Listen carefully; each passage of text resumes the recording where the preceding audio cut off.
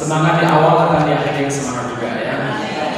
Alhamdulillah, pujian yang sempurna hanya milik Allah Subhanahu wa taala. Nahmaduhu wa nasta'inu. Senantiasa kita memohon perlindungan kepada Allah dan memohon pertolongan kepadanya. Wa na'udzu billahi min syururi anfusina, dan senantiasa kita meminta perlindungan kepada Allah dari keburukan-keburukan jiwa kita, wa min sayyiati a'malina, dan dari keburukan dosa-dosa kita. May yahdihillah, siapa yang diberi petunjuk oleh Allah Subhanahu wa taala, fala mudhillalah, maka tiada seorang pun yang mampu menyesatkannya, wa may yudlil fala hadiyalah, dan siapa yang disesatkan oleh Allah Subhanahu wa taala, maka tiada seorang pun yang mampu memberi petunjuk. Amma ba'du, para ummahat, akhwat, sholihat, muhajirat yang benar-benar dirahmati Allah Subhanahu wa taala. Alhamdulillah, di kesempatan pagi yang sangat cerah ini kita dimudahkan oleh Allah Subhanahu wa taala untuk hadir melaksanakan salah satu kewajiban kita sebagai seorang muslimah, seorang muslim, yaitu thalabul ilmu, menuntut ilmu. Karena majlis menuntut ilmu itu keberkahan dan keutamaannya tidak bisa disaingi oleh majlis manapun. Ya, bahkan Nabi Muhammad SAW ketika di hadapan beliau ada dua majlis, yang satu majlis zikir dan majlis doa, yang satunya majlis ilmu, maka Nabi Muhammad duduk bersama dengan orang-orang yang di majlis ilmu. Kenapa demikian? Rasulullah SAW pernah bersabda, innama bu'istu mu'alliman muyassiron. Aku diutus oleh Allah Subhanahu wa taala sebagai guru yang mempermudah urusan murid-muridnya. Jadi memang majelis ta'lim itu majelis yang sangat dimuliakan oleh Allah Subhanahu wa taala. Sampai-sampai Nabi Muhammad memilih untuk duduk bersama dengan orang-orang yang sedang bermajelis ta'lim. Demikian juga jemaah sekalian, keutamaan-keutamaannya sungguh sangat luar biasa. Sudah cukup dan sudah sering kita mendengarkan keutamaan majelis ilmu. Salah satunya setiap langkah kaki kita yang kita gunakan untuk datang ke sini, atau setiap roda motor mobil kita yang berputar, maka akan menjadi sebab diangkatnya derajat kita, kemudian sebab diampuninya dosa-dosa kita, dan kita didoakan oleh para malaikat. Doanya malaikat itu pasti mustajab. Kenapa? La ya'sunallaha ma amarahum. Malaikat itu tidak pernah lalai dari apa yang Allah perintahkan dan tidak pernah berbuat maksiat kepada Allah Subhanahu wa taala. Tentu tidak ada penghalang antara doa mereka dengan Allah Subhanahu wa taala. Dan ini tentu berbeda dengan kita yang mungkin doa-doa kita itu diijabi atau dihalangi oleh mungkin rasa dan jiwa kita yang kurang mood, masih ada rasa dengki, rasa benci kepada saudara kita, atau mungkin juga karena suudzon kepada Allah Subhanahu wa taala, kok tidak kunjung dikabulkan apa yang kita minta, atau bisa jadi ada barang-barang syubhat yang kita pakai, atau yang kita makan, atau yang kita minum, atau ada pandangan-pandangan khianat yang kita lakukan sehingga Allah Subhanahu wa taala mengundur-undur ijabah terhadap doa-doa kita.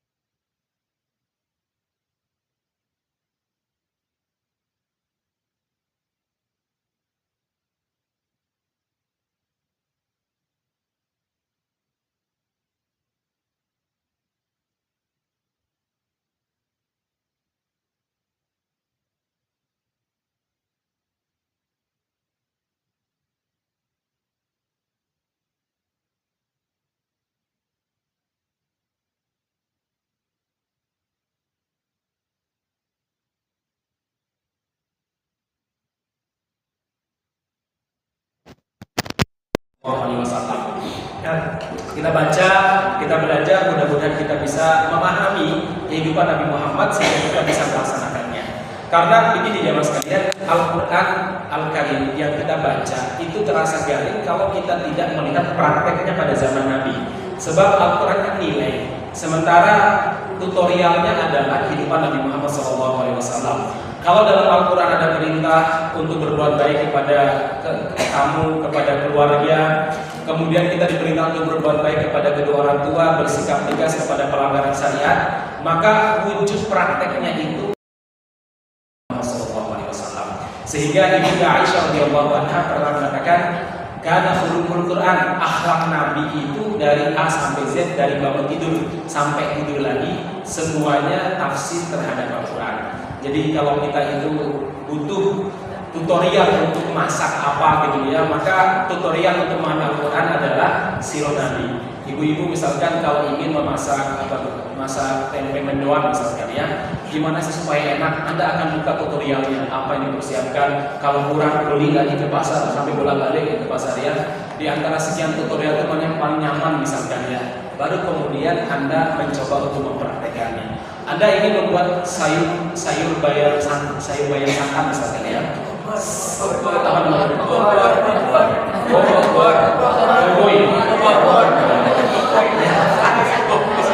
Saya rasa mungkin yang belum pernah Anda akan melihat tutorial mungkin begitu ya. Tutorial itu kan bagaimana? Saya kemarin misalkan di Jumat barokah dapat sayur dari rumahmu. Waduh, kapan dimasak nih? Akhirnya pinginlah buat tutorial seperti cari tutorialnya. Oh, masnya begini-begini. Ya jadi juga ya lumayan juga gitu ya. Itu dalam kehidupan yang sifatnya duniawi. Nah, jemaah sekalian, dalam kehidupan yang sifatnya ibadah dan ta'abbudi, ibadah interaksi kita dengan Allah Subhanahu wa taala, kita butuh namanya tutorial kehidupan. Tutorial tafsir Al-Qur'an. Dan tutorial tersebut ada pada sejarah kehidupan Nabi Muhammad sallallahu alaihi wasallam. Baik, ma'asyiral muslimin, selanjutnya marilah kita masuk pada kajian Sirah Nabawiyah. Kita masuk pada bab Fathu Makkah, penaklukan kota Makkah, dan pelajaran-pelajaran apa yang bisa kita ambil dari penaklukan kota Makkah. Ibu-ibu sekalian yang mudah-mudahan dirahmati Allah Subhanahu wa taala, Nabi Muhammad SAW sungguh telah bersabar selama beliau berdakwah di kota Makkah kurang lebih 13 tahun dengan berbagai macam ancaman, berbagai macam intimidasi. Saat itu jamaah sekalian, beliau merasakan betul-betul sungguh sangat dahsyat sekali. Hingga ma'asyiral muslimin, beliau disiksa, diintimidasi, dipukul sampai berdarah-darah ketika beliau sholat itu apa yang terjadi? Beliau pernah ditaruh di atas di atas pundak beliau, punggung beliau kotoran unta sampai beliau nggak bisa bangun pada saat itu ya. Kemudian pernah juga beliau ditarik ketika sholat sehingga beliau jatuh ke belakang ya, hingga ada yang mengatakan beliau hampir saja pingsan. Kemudian beliau juga pernah disiksa oleh Abu Jahal sampai berdarah-darah hidungnya dan demikian juga mukanya. Beliau bersabar menghadapi ujian-ujian tersebut. Demikian juga pernah ditawari berbagai macam tawaran dan jabatan dengan syarat beliau harus meninggalkan dakwah. Namun sekali lagi Nabi Muhammad SAW berhasil menghindarkan diri dari berbagai macam godaan dan fitnah tersebut. Kesabaran Nabi Muhammad SAW ini terus sampai beliau hijrah ke kota Madinah.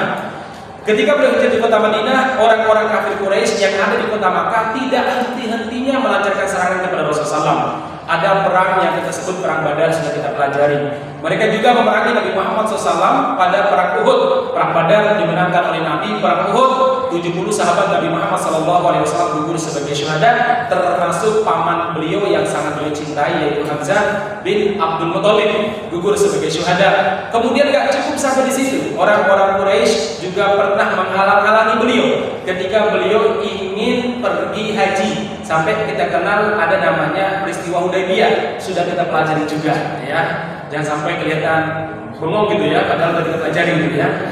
Kemudian jamaah sekalian, Rasulullah SAW juga pernah diserang oleh mereka dalam sebuah peristiwa namanya perang yang disebut dengan perang Khandaq atau perang Ahzab.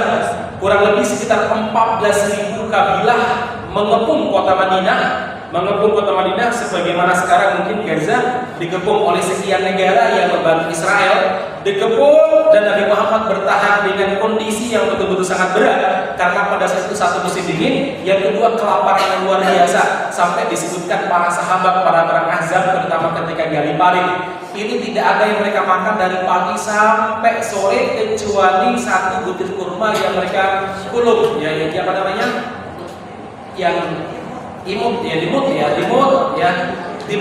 kemudian kalau saat udah basah tenggorokannya disimpan lagi, kalau udah kering dimut lagi, begitu terus satu biji kurma. Nah malamnya mereka baru dapat makanan yang agak istimewa. Tapi istimewa seperti apa? Anas bin Malik mengatakan itu cuma gandum mentah.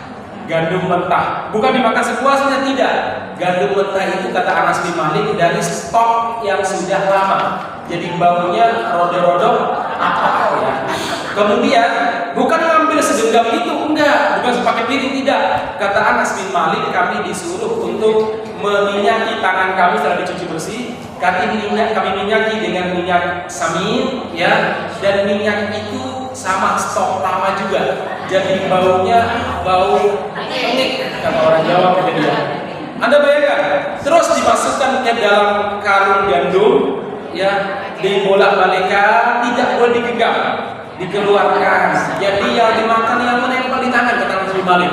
Itu makanya gimana? Dikumpulkan dulu, ya, diremes-remes, baru mereka makan. Ini sekali lagi gandum mentah, bukan roti sebagaimana yang kita makan yang hari ini, ya Mas Kalian. Itu sabarnya para sahabat ketika mereka menghadapi gangguan dari orang-orang Quraisy. Dan memang betul kesabaran itu pasti berbuah manis ya Mas sekalian. Apa terjadi? 8 tahun setelah hijrah dari kota Makkah, Nabi Muhammad SAW berhasil menaklukkan kota Makkah yang dulu di sana boleh diusir, sahabat-sahabatnya dibunuh, kemudian mereka disiksa. 8 tahun setelah mereka hijrah, berarti kurang lebih sekitar 21 tahun setelah beliau menjadi nabi, ditaklukkanlah kota Makkah ini. Masya Allah, sabar selama kurang lebih 21 tahun ya. Bersabar, ibu-ibu, bukan 2 bulan, bukan 2 pekan, tapi berapa? 21 tahun Nabi Muhammad SAW bersabar dan mengajarkan kesabaran kepada kita. Padahal beliau adalah seorang nabi pilihan Allah Subhanahu Wa Taala yang kalau berdoa doanya pasti mustajab. Sampai disebutkan para nabi itu kata Rasul dijatah oleh Allah Subhanahu Wa Taala satu doa yang apapun yang mereka minta dikasih sama Allah Subhanahu Wa Taala. Doa-doa nabi itu mustajab. Tapi ada satu jatah doa, semua nabi dikasih satu jatah doa. Kalau mereka gunakan untuk berdoa pasti mustajab. Ya, Nabi bersabda, "Fata'ajjalakum nabi bidakwatihi." Semua nabi telah memakai doanya tersebut. Sekali lagi, semua nabi telah memakai doa tersebut. Nabi Yunus memakai doa tersebut untuk bisa keluar dari perut ikan. Nabi Sulaiman telah menggunakan doa tersebut untuk memiliki sebuah kerajaan yang tidak bisa dimiliki oleh siapapun sepeninggalannya. Beliau dikasih istana 1000 tingkat. Masalah muslimin, 1000 tingkat. Tidak ada satupun manusia yang bisa membangun sampai sekarang masalah muslimin, ya. 1000 tingkat dan liftnya bukan pakai listrik, liftnya pakai angin. Ini turun di bawah angin ya Mas kalian, begitu cepat dan pasti aman. Kemudian masalah muslimin, beliau mampu memahami semua bahasa binatang. Beliau juga mampu mengendalikan semua makhluk kecuali malaikat. Jadi betul-betul dianugerahi oleh Allah Subhanahu Wa Taala sebagaimana beliau minta. Bapaknya Nabi Daud alaihissalam diberikan kekuatan oleh Allah Subhanahu Wa Taala untuk apa? Melelehkan besi. Jadi besi beliau pegang itu langsung leleh. Jadi kalau mau membentuk kayak apapun dengan tangannya tanpa panas besi, panas api, itu bisa. Demikian juga semua nabi telah memakai doanya tersebut. Illa ana, kecuali aku kata Rasul.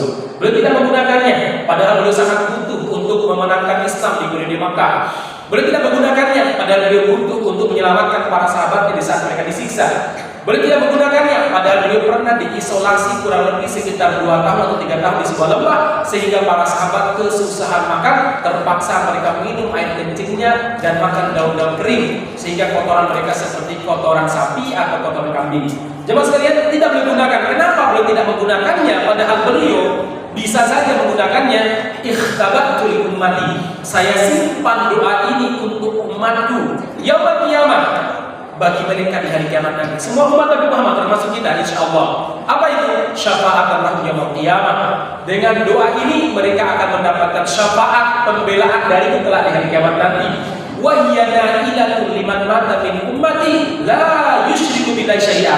Sesungguhnya syafaat ini akan didapatkan oleh setiap umatku yang meninggal dalam keadaan tidak menyekutukan Allah dengan sesuatu apapun. Ya, dengan sesuatu apapun. Makanya masalah muslimin begitu besarnya cinta Nabi Muhammad kepada kita, sampai-sampai beliau rela menyimpan doa terbaiknya untuk umatnya kelak di hari kiamat.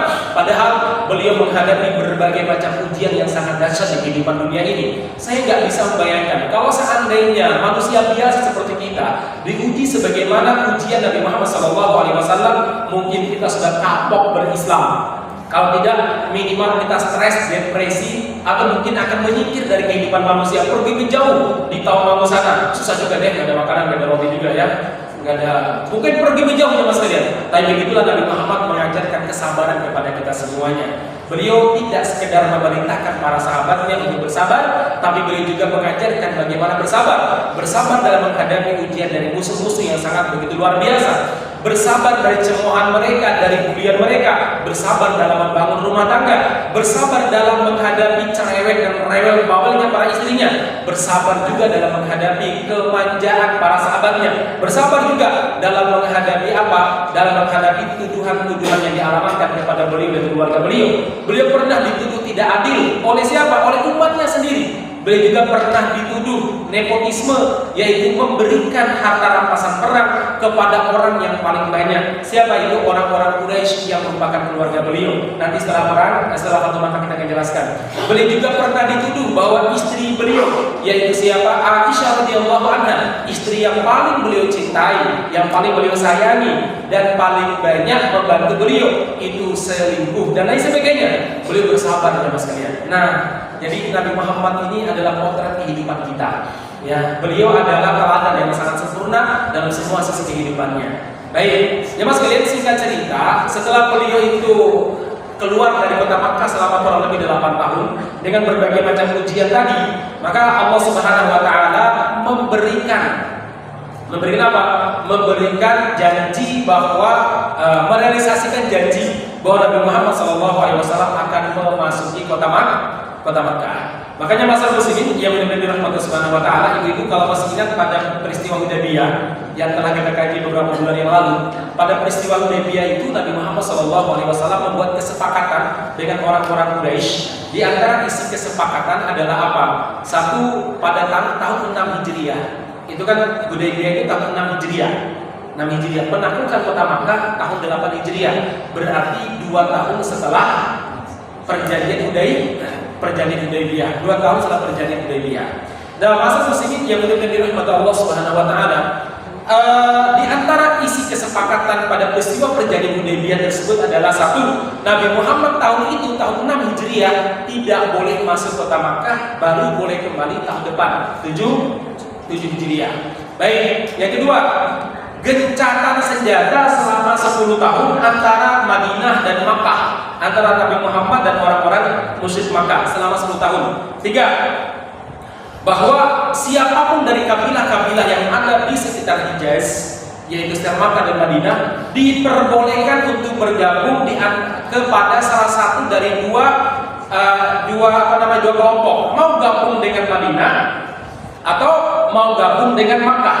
Gabung di Madinah berarti bersama Nabi, gabung dengan Makkah berarti bersama dengan orang-orang musyrik. Silakan diperbolehkan, kabilah mana saja. Nah, kalau mereka sudah bergabung dengan salah satu dari dua kelompok ini, maka hak mereka sama dengan hak kelompok tersebut. Mereka tidak boleh diperangi, mereka tidak boleh diganggu ternak mereka, tidak boleh diganggu mata pencarian mereka.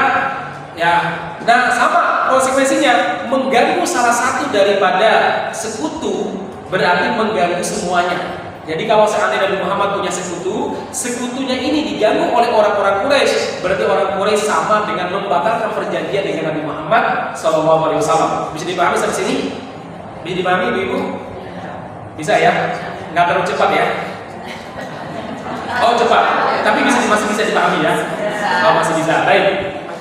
Itu diantara isi perjanjian Hudaybiyah yang diteken pada tahun 6 Hijriah. Akhirnya mas kalian, ada beberapa kabilah di luar kota Makkah dan di luar kota Madinah bergabung dengan Nabi Muhammad. Sebagian ada bergabung dengan orang-orang Quraisy, orang musyrik Makkah. Baik, suku namanya Khuza'ah itu bergabung dengan Nabi Muhammad SAW. Mereka ini lebih dekat dengan Makkah daripada Madinah. Cuma mereka ingin bergabung dengan Nabi Muhammad karena mereka tahu Nabi Muhammad adalah orang yang sangat adil dan bijaksana. Sementara ada kabilah lain namanya Bani Bakar. Bani Bakar ini bergabung dengan orang-orang Makkah, musyrik Makkah. Nah, Bakar dan Khuza'ah, dua kabilah ini semenjak dulu sampai bergabungnya mereka dengan Nabi Muhammad dan Makkah, itu ada perseteruan, perebutan lahan ternak, persengketaan, perebutan mata air dan sebagainya, sering perang antara mereka. Tapi karena mereka melihat kesepakatan itu baik, akhirnya mereka siap menaati peraturan, tidak boleh mereka saling menyerang. Nah, masalah muslimin setelah berlalu sekitar tahun 6, 7, 8, tepatnya bulan Sya'ban, sebulan sebelum Ramadan, ya beberapa hari sebelum Ramadan, Bani Bakar yang merupakan sekutunya orang-orang kafir Quraisy itu ingin melampiaskan dendamnya masa lalunya kepada Bani Khuza'ah yang merupakan sekutu Nabi Muhammad SAW. Bisa sampai sini dulu? Soalnya nggak ada tapi tanpa ilustrasi nggak apa-apa ya. Ya, baik. Akhirnya Bani Bakar itu meminta bantuan kepada siapa? Kepada orang-orang Quraisy sebagai sekutu mereka. Nah, singkat kata, mereka minta bantuan orang Quraisy. Orang Quraisy justru mensuplai diam-diam senjata kepada Bani Bakar untuk menyerang Bani Khuza'ah yang merupakan sekutu Nabi. Disepakatilah mereka akan menyerang pada malam hari di saat Bani Bakar itu istirahat, Bani Khuza'ah itu istirahat.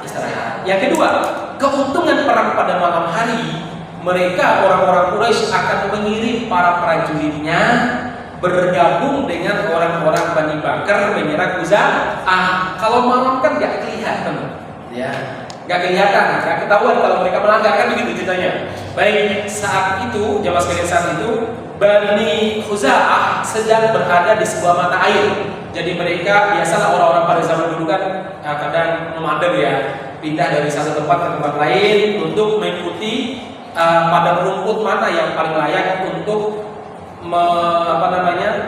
melepaskan ternak mereka.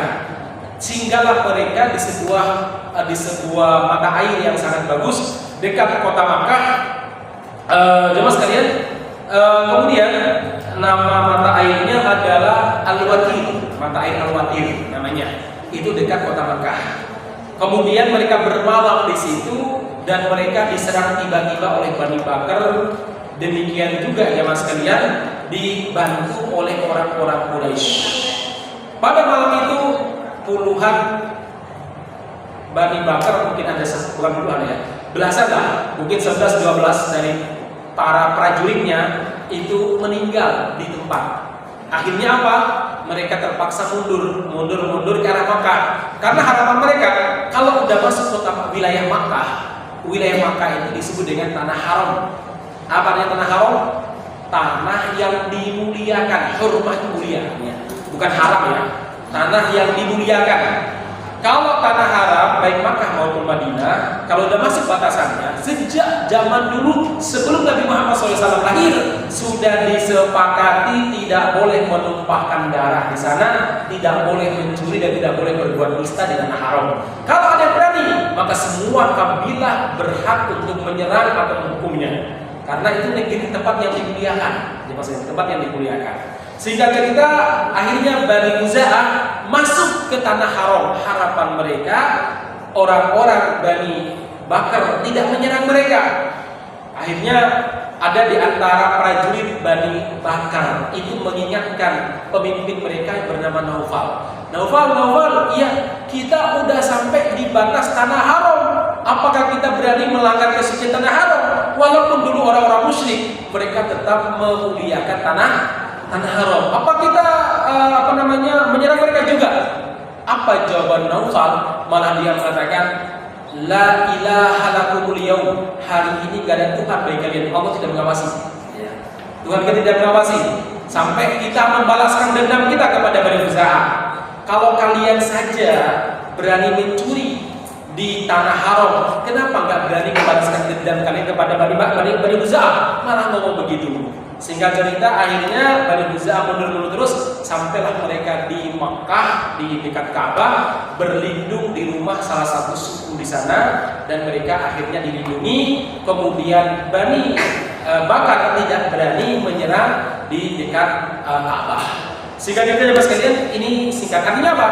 Orang Quraisy dan sekutunya Bani Bakar telah membatalkan sepihak perjanjian yang mereka tanda tangani dengan Nabi Muhammad pada tahun 6 Hijriah. Artinya kapan itu? Mereka batalkan Syawal 8 Hijriah, 2 tahun lebih setelah penandatanganan perjanjian tersebut. Jadi kami sampai sini. Singkat cerita, orang-orang dari Bani Khuza'ah melapor kepada Rasulullah SAW, melapor, ya Rasulullah, sesungguhnya kami diserang bla bla bla, dan orang-orang Quraisy membantu baik dengan senjata maupun dengan prajuritnya. Merah pada muka Nabi Muhammad, beliau marah. Nah, terutama ketika tokoh Bani Khuza'ah namanya Hudail itu datang menemui Nabi, dan dia bersair di hadapan Nabi, mengibar di hadapan Nabi, wahai Muhammad, ya Rasulullah, bukankah engkau telah berjanji untuk melindungi kami? Nenek moyang kita adalah bersekutu, kita dulu seperti kakak beradik, dan ketika Anda menjadi seorang Nabi, kita juga telah terikat dengan perjanjian untuk saling melindungi. Sesungguhnya Bani Bakar dan sekutunya Quraisy, mereka telah menyerang kami dan membunuh orang-orang kami. Maka singkat cerita, Nabi Muhammad SAW mengatakan, demi Allah, kita akan menolong mereka. Pada saat itu di atas langit awannya mendung. Apa jawaban Nabi? Demi Allah, mendungnya langit ini pertanda kemenangan bagi Bani Khuza'ah. Ya, yang disebut Nabi. Beliau pun mempersiapkan para sahabat untuk menyiapkan diri berangkat ke kota Makkah, menaklukkan kota Makkah. Nah, orang-orang Quraisy di Makkah sana, begitu mereka menyadari kesalahannya ini apa? Mereka mengatakan tidak ada cara lain kecuali kita ini memperbaharui perjanjian kita dengan Muhammad. Ya, supaya apa? Supaya kita tidak diserang oleh Muhammad. Akhirnya mereka mengutus pemimpin mereka yang merupakan mertua Nabi, yaitu Abu Sufyan. Saat itu masih musyrik beliau, ya.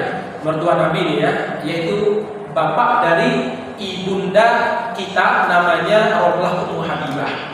Itu putrinya Abu Bakar Abu Sufyan radhiyallahu anhu.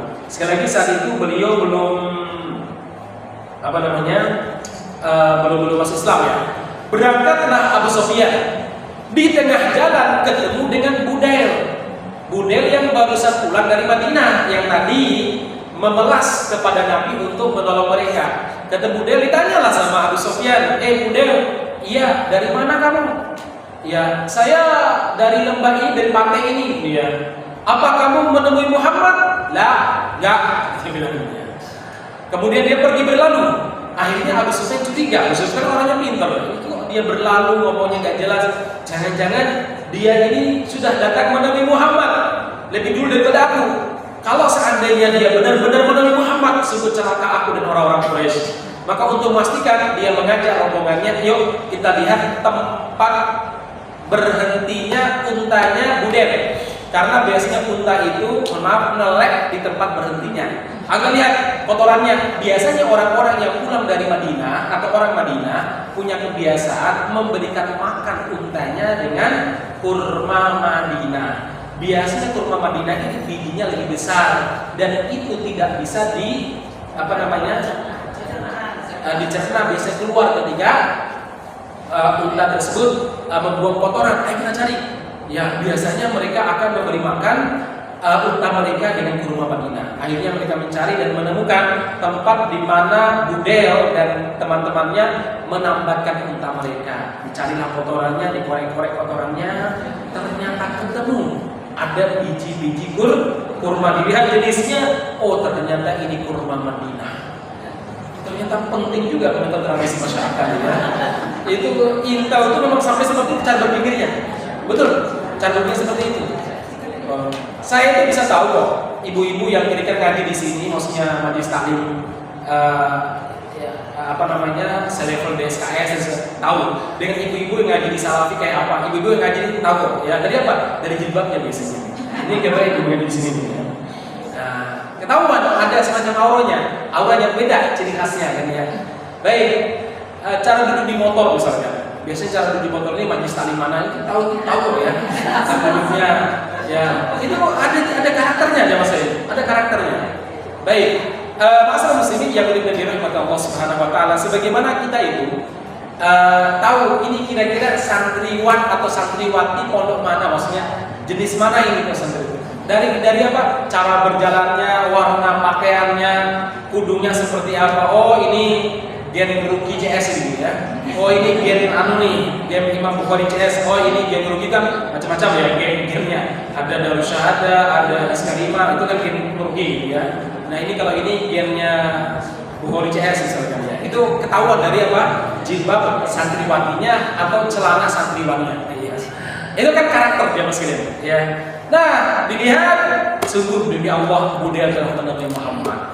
Kita harus hati-hati. Hari berangkat cepat dia ke Madinah. Sampai di Madinah, Abu Sufyan pertama kali ditemui adalah putrinya Ummu Habibah Romlah, ya, nama aslinya Romlah, Ummu Habibah. Beliau temui putrinya dan saat itu dipersilakan masuk. Ya bagaimanapun walaupun dia orang muslim, ya bapak dia kan. Ya disambut dengan baik, diberikan makanan. Saat itu beliau duduk di atas tikar. Di rumahnya Ummu Habibah, istri Nabi ini, ada tikar, tidak ada sofa ibu-ibu, ya. Di rumah Nabi hanya tikar dari anyaman daun kurma yang produk lusuk, ya. Itu rumah Nabi, Mas ya. Kemudian dihidangkan air, saya nggak tahu apakah teh atau apa gitu ya. Pokoknya itu ya dihidangkan. Ada kriuk-kriuknya, nggak tahu saya. Kayaknya orang Arab nggak biasa dengan kriuk ya. Ya paling kurma lah, paling mantap ya maksudnya. Dihidangkan kepada bapaknya Abu Sufyan. Nah, Abu Sufyan ingin duduk di kursi di tikar tadi. Tikar itu milik Nabi. Maka Ummu Salamah putri beliau langsung menggulung tikar tersebut. Abu Sufyan merasa tersinggung. Apakah kamu tidak suka kalau aku duduk di atas tikar yang lusuh itu? Atau kamu nggak suka sama saya, anakku? Kata Abu Sufyan. Apa kata Ummu Salamah, Ummu Habibah? Wahai bapakku, itu adalah tikarnya Nabi, sangat mulia dan suci. Sementara dirimu masih musyrik dan najis. Saya tidak mau kalau tikar Nabi ini kamu duduki sementara kamu masih musyrik dan najis. Akhirnya Abu Sufyan bilang, sungguh kamu telah ditimpa cara berpikir buruk setelah jauh berpisah dengan bapakmu ini. Akhirnya ngobrol. Setelah itu Abu Sufyan diantar ke rumahnya Nabi. Saya nggak tahu apakah Nabi di rumahnya siapa, Ummu Habibah atau siapa, nggak dijelaskan dalam sirah. Namun Nabi Muhammad tidak mendengarkan, cuma beliau memalingkan mukanya. Abu Sufyan bicara banyak, beliau malingkan, nggak jawab satu kata pun, bahkan satu huruf pun tidak. Beliau diam dia. Nah, setelah Abu Sufyan capek ngomong, minta Nabi diam saja. Akhirnya dia bilang, aduh kayaknya nggak berhasil deh. Akhirnya dia pikir satu-satunya yang nemui sahabat-sahabatnya. Ditemuilah Abu Bakar. Abu Bakar ditemui, Abu Bakar, tolong dong engkau lobby Nabi untuk ini. Apa kata Abu Bakar? Celaka dirimu Abu Sufyan. Bagaimana mungkin aku disuruh merubah keputusan Nabi? Sungguh Nabi telah memutuskan sesuatu yang tidak bisa diubah oleh siapapun. Akhirnya Abu Sufyan nggak berhenti sampai sini, nemui Umar. Dan Umar mengatakan dengan nada bertanya, apakah kamu berpikir aku mau menolong kalian setelah kalian melanggar perjanjian? Mau? Tidak, demi Allah. Andaikan aku hanya punya debu untuk menyerang kalian, tak gunakan debu untuk menyerang kalian. Pergi sana, ayo pergi. Kira-kira siapa lagi ya? Kata Abu Sufyan. Oh, Ali. Dia datang ke rumahnya Ali, yang merupakan menantu Nabi sekaligus sepupu Nabi dan secara kekeluargaan masih dekat. Ya, Ali saat itu bersama istrinya Fatimah putri Nabi Muhammad sedang main dengan putra mereka yaitu siapa? Hasan masih kecil saat itu. Nah, ma'asyiral muslimin yang mudah-mudahan dirahmati Allah Subhanahu wa taala, masuk kemudian Abu Sufyan mengatakan, "Ya Abul Hasan, wahai Abul Hasan," maksudnya Ali, "engkau adalah orang yang paling dekat dengan aku dan paling lembut dengan aku. Tolong aku dijembatani supaya bisa melobi Rasulullah." Apa jawaban Ali? "Demi Allah, Nabi Muhammad telah membuat sebuah keputusan yang tidak bisa diubah oleh siapapun." Akhirnya mulai lemes dia ini, hampir putus asa.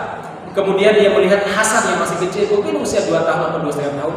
Dia bilang sama Fatimah, "Mungkinkah Hasan ini datang melobi mbah kakunya untuk melindungi?" Saking putus asanya sampai anak kecil pun mau dipakai dia untuk membuat dan memperbaharui keputusan perjanjian dengan kami. Apa jawaban Fatimah? "Wahai Abu Sufyan, sungguh tidak pantas anakku seperti ini dilibatkan dalam urusan seperti itu. Enggak, anakku tidak akan terlibat dalam urusan ini, apalagi membela orang yang telah mencemarkan nama baik kami." Iya, manusia begitu. Akhirnya Abu Sufyan lemas banget. Akhirnya dia mengatakan, "Wahai Ali, sepertinya sudah tidak ada jalan bagiku. Gimana? Kamu punya saran nggak untuk saya?" "Ada saranku." "Apa itu?" "Kamu pergi ke masjid, bilang sama orang-orang di masjid, 'Wahai manusia, aku telah meminta perlindungan kepada orang-orang.'"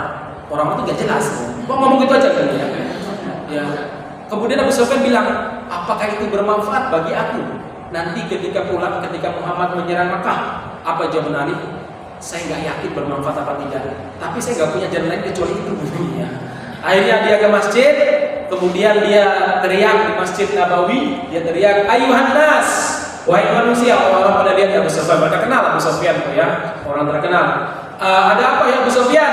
Sungguh aku telah meminta perlindungan kepada orang-orang di sini." Dia pergi. Harapan Ali kan kalau dia ngomong seperti itu, nanti ketika Nabi Muhammad dan kaum muslim menyerang kota Makkah, dia tidak disakiti. Maksudnya kan begitu ya. Yang minimal orang yang gula-gula, artinya sebenarnya pernah meminta perlindungan deh gitu ya. Akhirnya sampai di kota Makkah, jamaah sekalian, orang-orang pada di Makkah bertanya, "Wahai Abu Sufyan, iya, apakah kamu sudah berhasil melobi Muhammad?" "Tidak, demi Allah, dia tidak mendengarkanku sama sekali." "Terus aku ke Abu Bakar. Abu Bakar tidak berani berhadapan dengan Muhammad. Terus aku menemui Umar, dan Umar adalah seburuk-buruknya musuh bagi kita. Terus aku menemui Ali, dan Ali mengatakan begini, dan aku sudah menyampaikan di depan masjid. Apa itu bermanfaat?" "Gak tahu juga," saya kata Abu Sufyan. "Wahai Abu Sufyan, kamu telah ditipu sama Ali gitu ya." Apa kata Abu Sufyan? "Saya nggak tahu, yang jelas saat itu saya lakukan karena saya menghadapi kondisi sangat susah." Baik, teman sekalian yang benar-benar dirahmati Allah Subhanahu wa taala, setelah Abu Sufyan pulang ke Madinah, ke Mekah maksudnya, Nabi Muhammad sallallahu alaihi wasallam mempersiapkan pasukan. Ternyata jamaah sekalian, Nabi Muhammad itu sudah persiapan untuk perang. 3 hari sebelum budaya utusan Khuza'ah yang datang melapor atas pengkhianatan tersebut, Nabi Muhammad sudah diberitahu oleh malaikat Jibril. Diberitahu bahwa ada pengkhianatan. Cuma saat itu beliau tidak memberitahu siapapun. Beliau hanya bilang kepada Aisyah, istrinya, "Aisyah, siapkan perlengkapan perangku, dipersiapkan helmnya, pedangnya, panahnya." Nah, ketika Abu Bakar, bapaknya ibunda Aisyah, datang menemui putrinya, yaitu di rumah Nabi, maka beliau melihat Aisyah sedang mempersiapkan perbekalan perang, perlengkapan perang. Maka Abu Bakar heran. Abu Bakar kan orang yang paling dekat dengan Nabi. Kok nggak ada pemberitaan apa-apa? Abu Bakar tanya, "Aisyah, iya, buat apa perlengkapan ini?" "Saya nggak tahu. Ya, pokoknya suami saya menyuruh saya untuk menyiapkan ini. Kalau berperang melawan Bani Asfar Romawi bukan saatnya. Ini bukan saat yang tepat," kata Abu Bakar. "Kira-kira perang siapa ya?" Aisyah, "Nggak tahu juga saya, wahai bapakku ya. Nabi nggak beritahu dan aku tidak berani bertanya." Ini ada seorang istri. Dalam urusan-urusan penting tidak perlu nanya. Kadang mama tuh tahu. Udah begitu biasanya tidak siap dengan jawaban. Saya sering menyampaikan, jangan bertanya kalau Anda tidak siap jawabannya. Jangan bertanya. seringnya terjadi persengketaan antara kita dengan teman-teman kita atau antara kita dengan keluarga kita karena sifat kepo tadi. Ya, bertanya tapi tidak siap jawaban. Masih, iya, masnya suaminya baru pulang dari SMA. Tadi di SMA reuni ya? Iya. Yang kemudian hadir nggak? Hadir. Ikut foto, rame jadinya ya. Gara-gara apa? Tadi ini.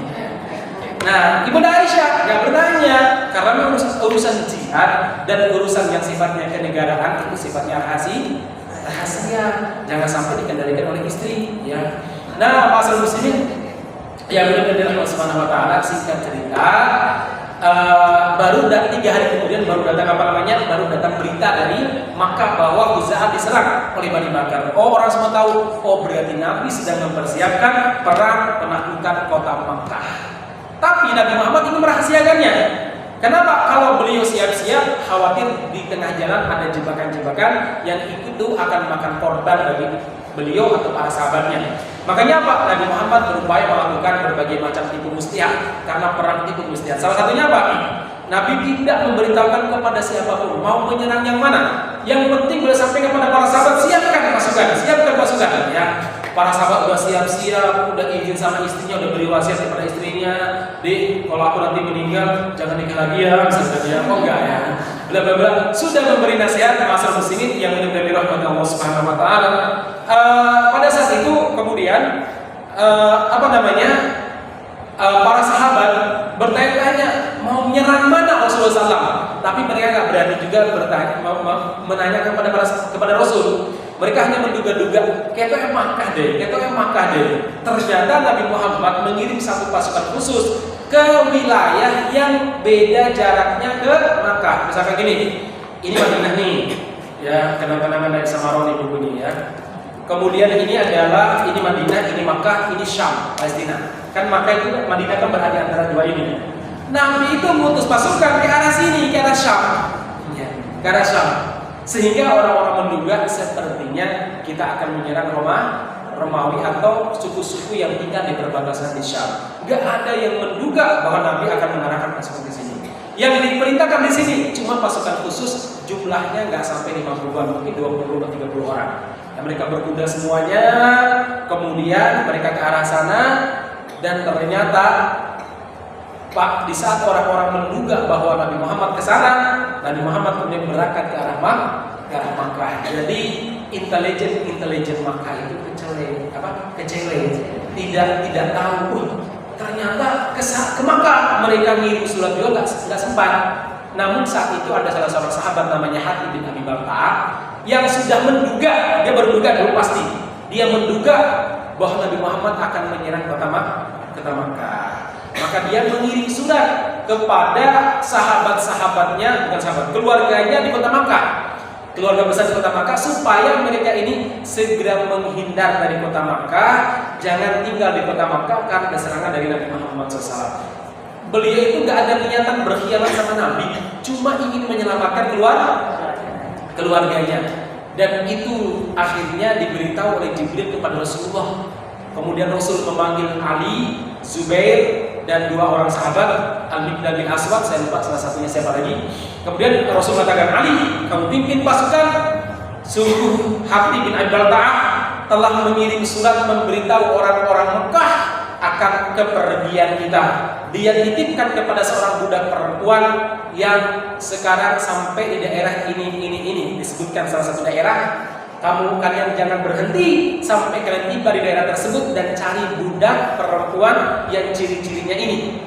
Ya, akhirnya Ali bersama 3 orang lainnya menaiki kuda terbaik mereka, dan mereka terus memacu kuda dengan cepat, tidak berhenti sedikit pun. Nek lapar mungkin makan di atas saja ya.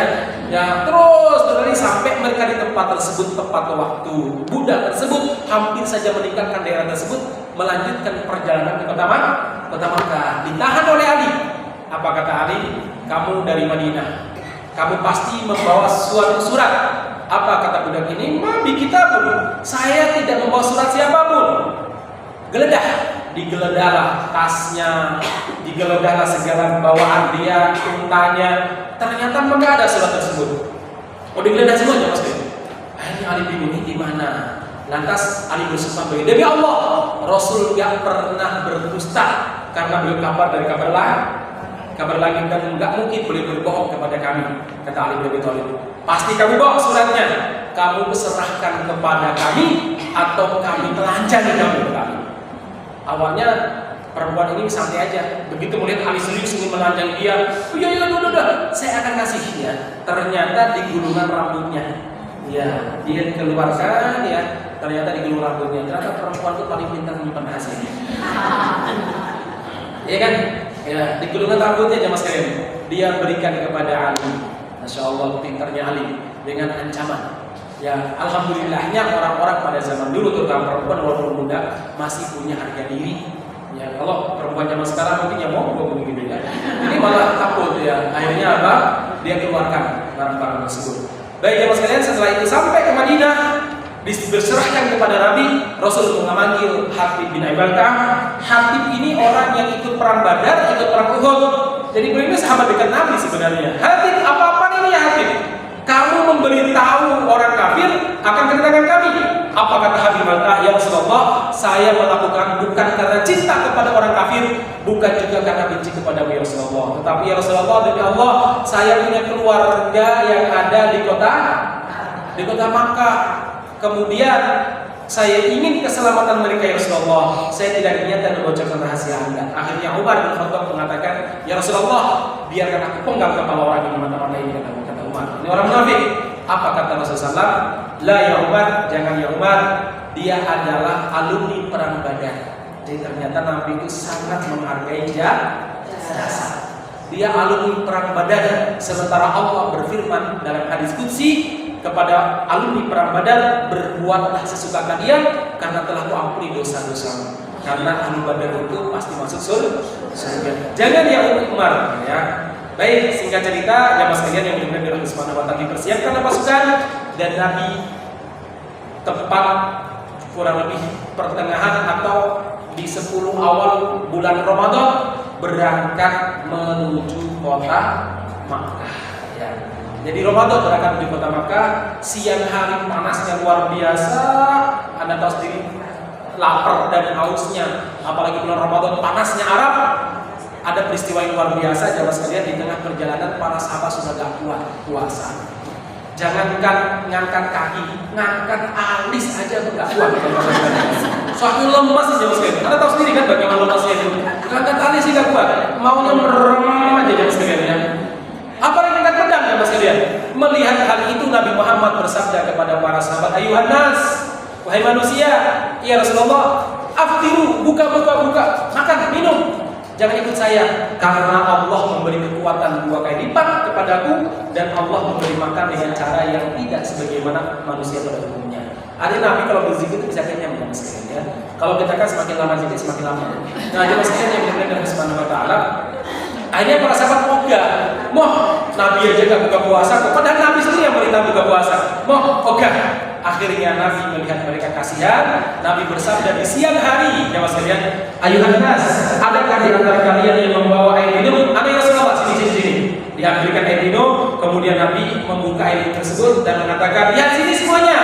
Bismillah, bukan Allah Akbar suatu ya, buka puasa siang ya. Bismillah, beliau minum, maka kata beliau, aftiru washrobu, minum makanlah kalian. Akhirnya para sahabat minum, makan, sejajar kembali. Tapi ada beberapa sahabat yang ogah buka puasa.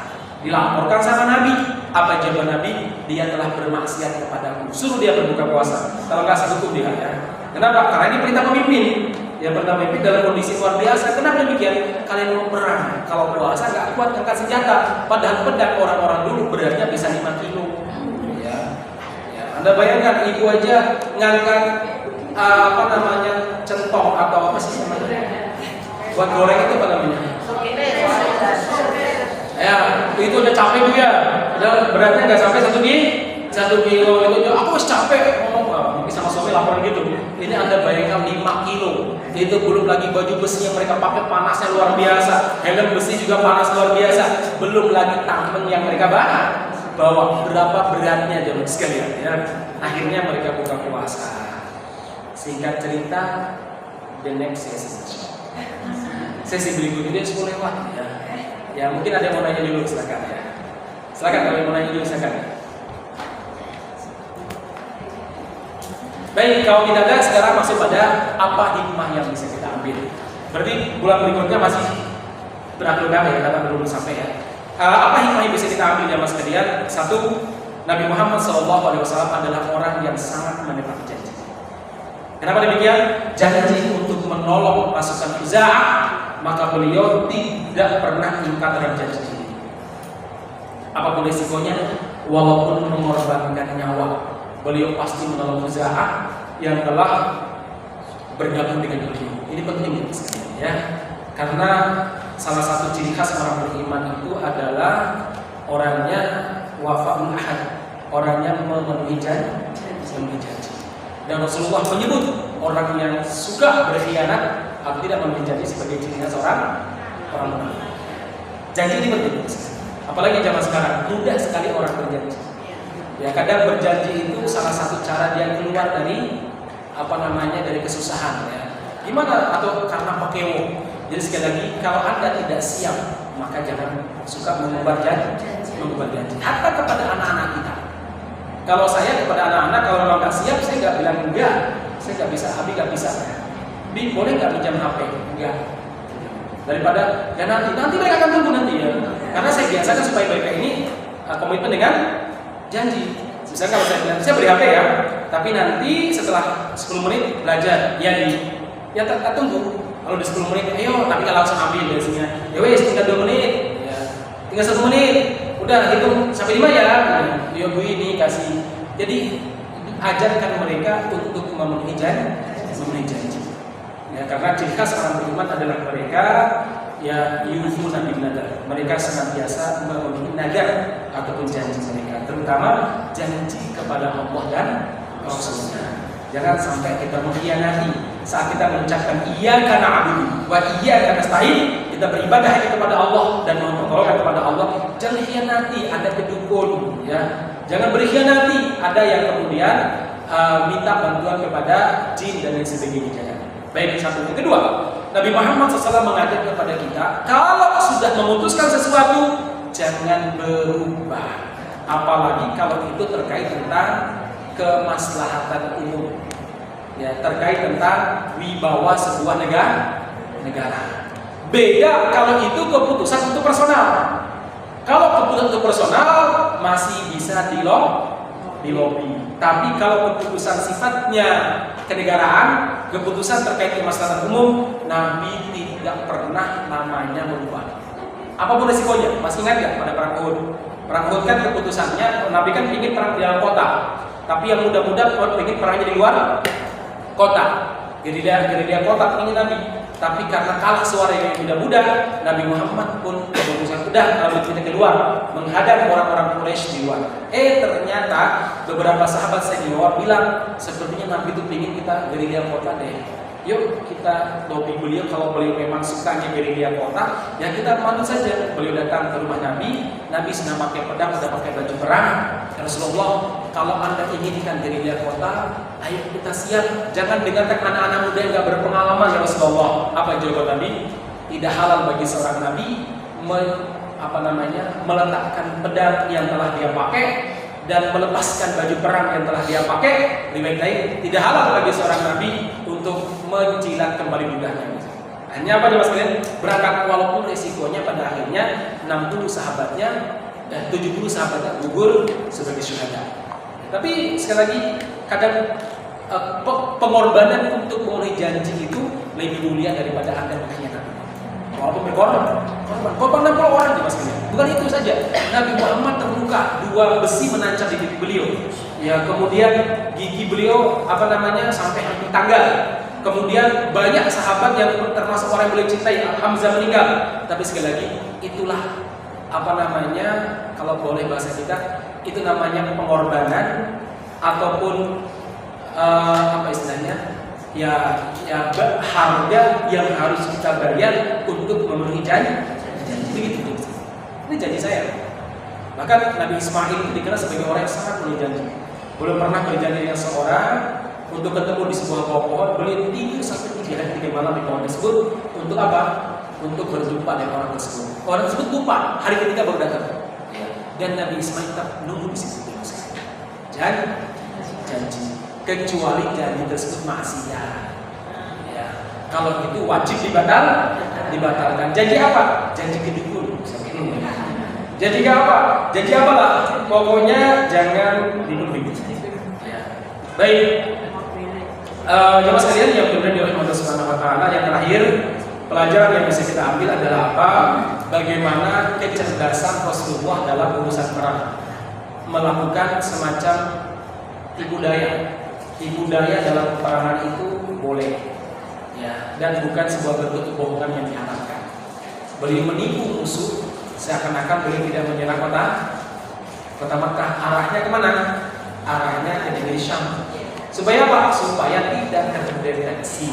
Bahkan beliau pernah berdoa sebelum berangkat, ya Allah, butakan mata orang-orang muslim, kemudian tulikan telinga mereka sehingga mereka tidak menyadari kedatangan kami kecuali kalau kami sudah sampai di hadapan mereka.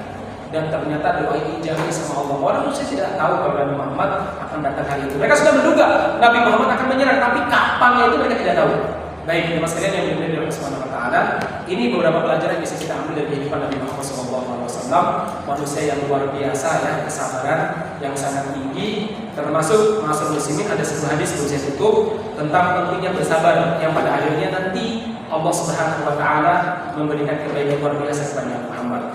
Dalam sebuah hadis, teman sekalian, bahwa nanti di hari kiamat para ada suatu ketika di apa namanya ini, di Kintoro itu adalah, jadi itu kan fase perjalanan kita itu begini, dari barzah, kemudian kiamat kita dibangkitkan kita berjalan dalam keadaan telanjang, tanpa pakaian, belum sunat, campur laki perempuan, menuju padang mahsyar. Yang pada masa itu padang yang bukan padang sekarang. Jadi langit diganti dengan langit lain, bumi diganti dengan bumi lain. Daripada masa ini, jemaah sekalian, manusia pada saat itu, kalau kaum muslimin yang beriman akan mendapatkan minum dari telaga para nabinya, sementara orang-orang kafir mereka akan mengikuti sesembahannya. Kalau menyembah bintang akan ikut bintang, kalau menyembah batu di batu, kalau menyembah batu akan dihidupkan, akan mengikuti. Nah, semuanya membawa mereka ke neraka. Yang tersisa adalah orang mukmin dan orang munafik. Nanti kemudian Allah Subhanahu wa taala datang, kemudian orang mukmin sujud dan rukuk, sementara orang munafik nggak bisa rukuk dan sujud. Seperti mereka batang pohon, jadi mau rukuk nggak bisa, jatuh bisa. Nah, singkat cerita, nanti orang-orang mukmin dan munafik itu dibentangkan di hadapan mereka itu jembatan sirat yang lebih tajam dari pedang yang bertajam dan lebih tipis daripada rambut, dan hitam pekat karena warna api neraka adalah hitam karena telah mengalami pembakaran selama 3.000 tahun. Ya. Kemudian dibentangkan gelap sekali, jemaah sekalian. Singkat cerita, yang mukmin yang benar, mukmin yang betul-betul sabar, mereka akan sampai di sebuah tempat namanya Kintoro. Kintoro itu jembatan yang memisahkan antara surga sama neraka. Nah, di Kintoro ini baru nanti proses siapa yang dahulu masuk surga dipanggil dulu, ya. Nah, siapa yang dipanggil duluan selain para nabi? Bisa disebutkan aina ahlas sabri, mana orang-orang yang dulu bersabar, kemudian mereka berdiri dan masuk ke dalam surga dengan sangat cepat. Maka pada saat itulah para malaikat penjaga surga mengatakan, ya, inna narakum sirawan ila jannah faman antum. Saya melihat kalian begitu mudah dan cepat sekali melangkah menuju surga. Siapa kalian ini? Bukan nabi, nggak kelihatan wajah-wajah nabi ini. Ya. Bukan juga aulia, bukan juga para mujahidin. Siapa kalian? Apa jawaban mereka? Nahnu ahlus sabri, kami adalah orang yang bersabar di dunia menghadapi berbagai macam ujian. Fayaqulun wa ma kana sabrukum? Apa kesabaran kalian sampai kalian mendapat keutamaan seperti ini? Kunna, kami dulu nasbiru ala taatillah, bersabar dalam mentaati Allah Subhanahu wa taala. Wa nasbiru an maksiati, bersabar dalam menjauhkan diri dari kemaksiatan kepada Allah Subhanahu wa taala. Fayuqalu lahum, Kemudian setelah selesai berdiskusi dengan malaikat, terdengar suara yang berbunyi, udkhulul jannah fa ni'ma ajrul 'amilin. Masuklah ke dalam surga, dan surga sebaik-baik tempat kembali bagi orang-orang yang bersabar, yang berbuat baik. Masya Allah ya. Jadi insya Allah ya, kita lanjutkan pekan berikutnya bagaimana tentang kita masuk. Doa terbaik Rasulullah umatnya apa ya? Doa terbaik Rasulullah umatnya besok Dari kiamat. Sifat. Itu apa doanya? Doanya apa? Yaitu nanti doa supaya mendapat syafaat. Yaitu ketika Allah marah, langit yang tujuh dilipat oleh Allah, bumi digulung oleh Allah Subhanahu wa taala, dan Allah berteriak, "Aina dalam muluk, mana raja-raja kampung, ain jabaru, mana orang-orang bengis." Insyaallah Ibu sekalian akan kita sampaikan, dan saya ini insyaallah mengadakan dakwah terkait tentang peta perjalanan hidup umat Islam ya, mulai dari Nabi Muhammad sampai nanti kiamat, dari kiamat sampai ke surga neraka. Seperti perjalanan kita kan perlu tahu ya, dari fase nanti itu juga perjalanan kita. Fase sampai sekarang kita fase apa? Kita kan harus sadar posisi kita lagi di mana sekarang. Nah, terus nanti sampai muncul Imam Mahdi, terus munculnya Dajjal, terjadi perang besar namanya perang Armageddon, sampai nanti munculnya Dajjal, sampai nanti Dajjal mati, orang Yahudi mati, nanti muncul Ya'juj dan Ma'juj yang kata Rasulullah sangat bengis orang-orangnya ya, apapun dimakan, apapun diminum ya, sampai Nabi Isa sendiri tidak mampu menghadapinya. Terus sampai angin dari Yaman yang masuk ke tiang kita, terus itu nanti insya Allah kita akan bicarakan di dalam. Ibu-ibu nggak ada di dalamnya. Ya. Insya Allah rencana begitu dalamnya. Kenapa? Biar kita segini. Kadang kita ngaji per bulan kayak gini.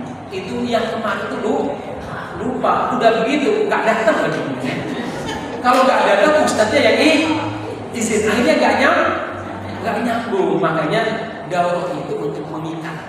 Ya apa yang pernah kita bicarakan, yang pernah kita dengar itu diikat. Ya demikian.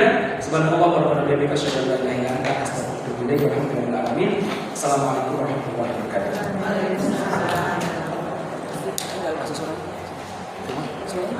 Masuk. Kok warnanya biru?